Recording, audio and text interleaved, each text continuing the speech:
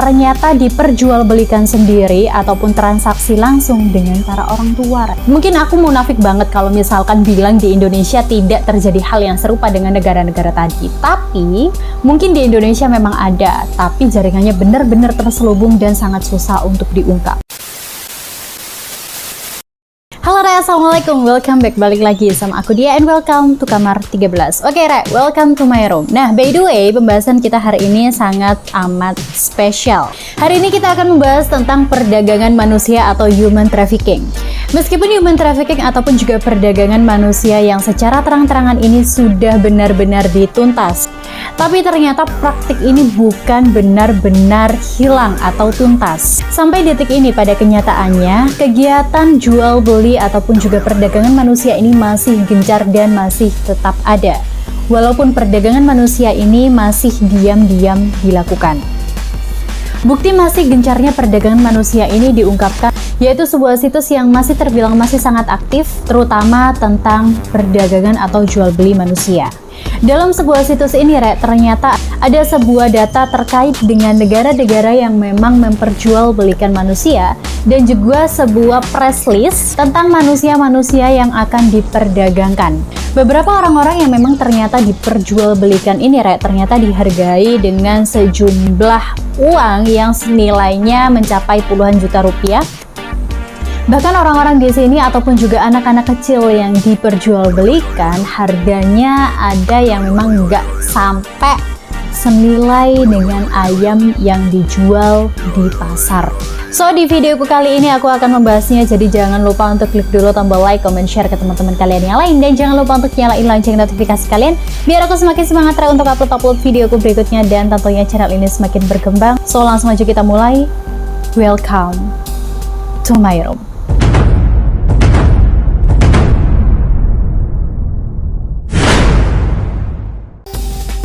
Mozambik bisa dikatakan sebuah negara yang mengalami human trafficking yang sangat amat serius. Sudah sejak lama sebenarnya Mozambik ini mengalami sejumlah eksploitasi warga negaranya.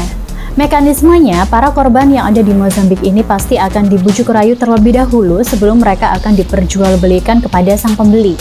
Rata-rata, para gadis Mozambik ini dijual sebagai budak ataupun juga mereka harus melayani laki-laki hidung belang yang ada di sana, Re. Menurut data yang ada, harga para gadis yang ada di Mozambik ini sangat amat murah, Re. Kalian tahu nggak sih harganya itu mencapai cuman 2 US dollar Amerika atau setara dengan 28.000 rupiah. So, kalau kita bandingkan dengan harga ayam yang ada di pasar sekilonya aja, itu lebih murah harga gadis Mozambik. Gadis-gadis yang menjadi korban ini mereka akan dijadikan budak ataupun juga harus melayani laki-laki hidung belang. Yang kedua adalah gadis-gadis India. So, kalau kita ngomongin tentang India, India ini adalah sebuah negara dengan populasi manusia sangat amat besar, ya. Dan mereka ternyata juga mengalami yang namanya human trafficking. Banyak sekali ditemukan kasus penjualan manusia khususnya untuk gadis-gadis India yang ternyata dijadikan budak ataupun juga sekedar memenuhi hasrat laki-laki hidung belang juga, Re. Selain orang-orang dewasa, ternyata banyak sekali gadis-gadis India yang ternyata terlibat dalam penjualan ataupun juga kasus-kasus prostitusi. Yang memilukan lagi dan lagi dalam kasus human trafficking ini sendiri, para gadis-gadis ataupun juga orang-orang dewasa yang ada di India sana, Re, ternyata juga dibanderol dengan harga yang sangat amat murah. New York Times pernah melaporkan bahwa gadis India yang dijual ini hanya setara dengan 24 dolar Amerika atau kalau dirupiahkan senilai 324 rupiah. Biasanya para gadis-gadis muda ini dipekerjakan sebagai budak dan ada kalanya kalau misalkan mereka sudah beranjak dewasa, mereka bergabung dengan bisnis-bisnis prostitusi. Apalagi kalau di Thailand ini, Re, kasusnya adalah jual beli anak-anak. Soal harga, menurut data yang beredar pula, ternyata harga dari anak-anak Thailand ini juga harganya sangat amat murah. Satu anak ternyata dihargai dengan 25 dolar Amerika atau setara dengan 338 rupiah. Diduga harga 25 dolar Amerika ini, Re, ternyata hanya harga sewa.